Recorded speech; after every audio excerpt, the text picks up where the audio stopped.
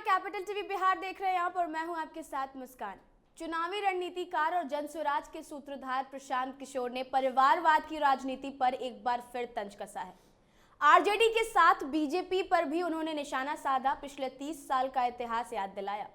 प्रशांत किशोर ने बुधवार 27 मार्च को जारी किए गए अपने बयान में लालू यादव की 2 बेटियों के चुनाव लड़ने पर हमला बोला है। प्रशांत किशोर ने कहा कि परिवारवाद देश और बिहार में कोढ़ के तौर पर लोकतंत्र को खोखला कर रहा है। परिवारवाद आज की परेशानी नहीं, अगर समाज को याद होगा तो 1975 में जयप्रकाश नारायण का जो आंदोलन था उसमें परिवारवाद सबसे बड़ा मुद्दा था। आज जिससे कोई पार्टी अछूत नहीं है, ऐसा नहीं है कि ये आरजेडी में हो रहा है या कांग्रेस में हो रहा है। आप भाजपा को ही देख लीजिए, मौजूदा उप मुख्यमंत्री हैं सम्राट चौधरी, इनके पिताजी कांग्रेस में विधायक मंत्री थे। उसके बाद लालू जी का दौर आया तो उसमें विधायक मंत्री बने, नीतीश कुमार का दौर आया तो उसमें विधायक मंत्री बने, मांझी जी का दौर आया तो उसमें भी विधायक मंत्री बने। आज भाजपा को अपने नेतृत्व बनाना है तो उसी परिवार की कड़ी से बैठा कर किसी को उन्होंने बनाया है। बिहार में पिछले 30 साल में जितने लोग यहाँ एमपी एमएलए बने हैं, चाहे जिस दल से बने हो, सबकी सूची अगर आप बनाइएगा तो आपको पता चलेगा कि 1250 परिवार के लोग ही एमपी और एमएलए बने हैं।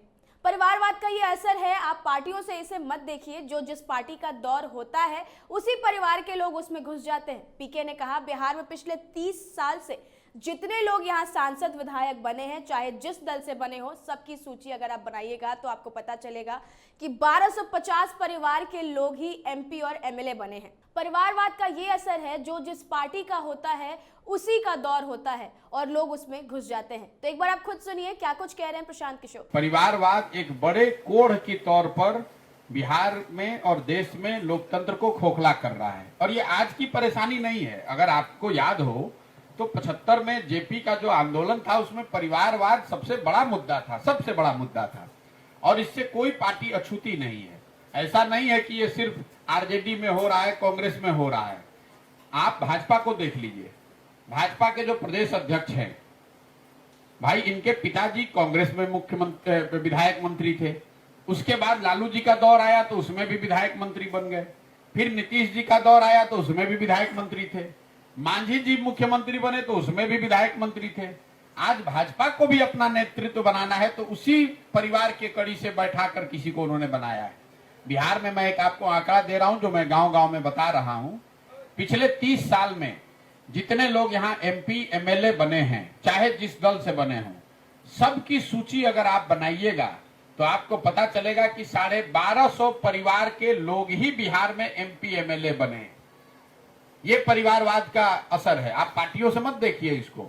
आपको, हमको, जनता को लगता है कि अब इनको हटाकर दूसरे को लाएं। होता ये है कि जो जिस पार्टी का, जिस नेता का दौर होता है उसमें उसी परिवार के लोग फिर घुस जाते हैं, उन्हीं को जगह मिल जाती है। बिहार में की आबादी है 13 करोड़, 3-3.5 करोड़ परिवार वाले यहाँ परिवार रहते हैं, लेकिन सत्ता में एमएलए एमपी आज तक सिर्फ 1250 परिवार के लोग ही बने हैं। तो परिवारवाद मुझे ऐसा लगता है कि लोकतंत्र के लिए बहुत बड़ी चुनौती है और इससे कोई दल अछूता नहीं है।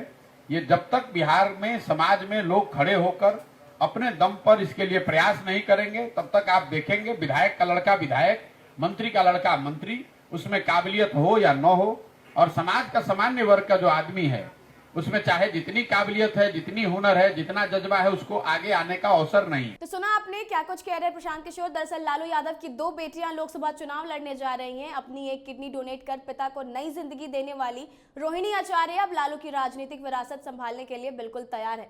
सब कुछ ठीक रहा तो वो छपरा सारण से चुनावी मैदान में उतरेंगी। लालू की बड़ी बेटी मिसा भारती पाटलिपुत्र सीट पर फिर चुनाव लड़ेंगी। इसी को लेकर परिवारवाद का उदाहरण देते हुए लालू परिवार पर हमला बोले प्रशांत किशोर। क्या आप पीके की बातों से सहमत हैं? आप अपनी राय हमें कमेंट्स में जरूर बताइए। तब तक के लिए देखते रहिए कैपिटल टीवी बिहार। धन्यवाद।